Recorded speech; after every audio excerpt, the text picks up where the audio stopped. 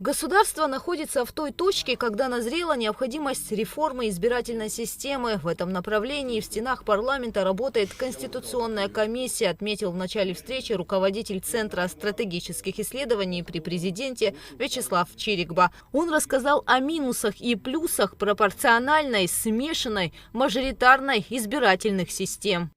Каждая система имеет плюсы и минусы. И вот эта смешанная система, она-то и призвана выбрать самое лучшее, то, что в двух системах есть, и нивелировать негативные какие-то моменты.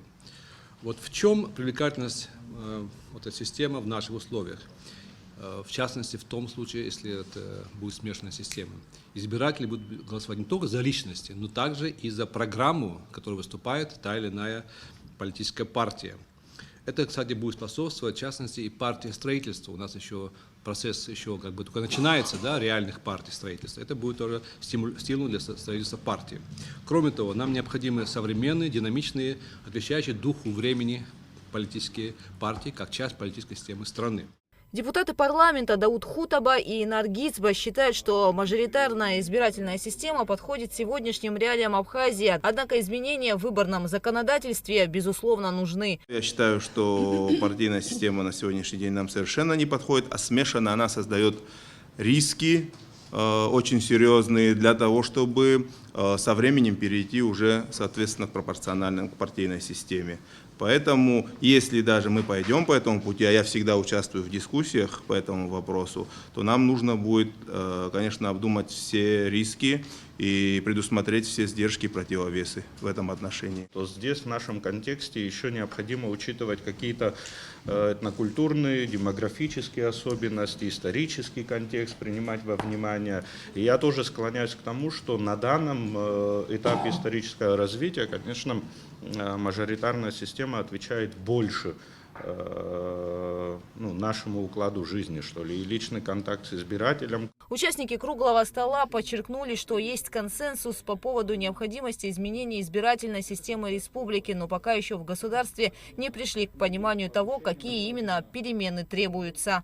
Общество меняется. Может быть, сегодня есть запрос на смешанную систему, и стоит действительно какие-то ее элементы попробовать и привнести эти элементы в избирательную систему. Если мы увидим, что в обществе оно не откликается, можно вернуться, откатить обратно к уже мажоритарной системе.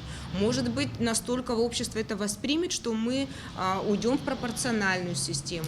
Если ничего не менять, ничего происходить и не будет. Мы наблюдаем один и тот же кризис, который повторяется из раза в раз, он лишь усугубляется по последствиям. Мне кажется, обязательно реформу избирательной системы нужно рассматривать в общем контексте изменения взаимоотношений между ветвями власти, снижение полномочий президента, повышение роли парламента, повышение прозрачности, публичности, открытости власти. Вот в рамках этой, если мы сделаем таким образом, то необходимым дополнением станет реформа избирательной системы. Среди участников круглого стола ученые, депутаты, судьи, юристы, представители Общественной палаты и администрации президента республики. Позицию действующего президента вы прекрасно знаете, слышали, это было несколько раз озвучено, что в принципе можно пойти по пути, в смысле, да, смешанной системы. Но поэтому, конечно, под все нужно готовить экспертное мнение, как вот было здесь сказано, все за и против. Прекрасное выступление мы послушали. Есть наработки, я как знаю, у Общественной палаты, у депутатского корпуса есть свое мнение.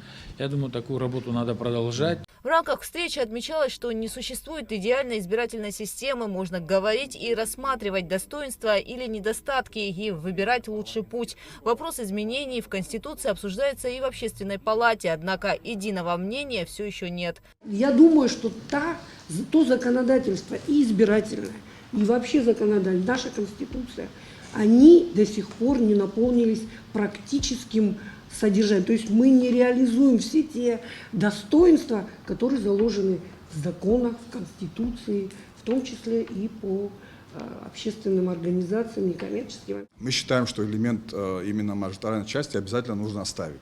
В каком соотношении, 50 на 50 или там более или менее, это уже вопрос технический, который можно обсуждать. Далее, что касается недостатков мажоритарной системы, мы считаем, что, и тут очень много было сказано, я соглашусь с предыдущими ораторами о том, что вопросы компетенции и квалификации. То есть от законодательного органа требуется не только взаимосвязь с избирателями и решение вопросов того или иного округа, тех или иных мест, которые они представляют, но в том числе и представление, вернее, именно решение общегосударственных вопросов. В ходе обсуждения участники также рассмотрели международный опыт. В целом мероприятие стало площадкой для конструктивного диалога и обмена мнениями. Гугут Савардани, Инал Квинже, Абхазское телевидение.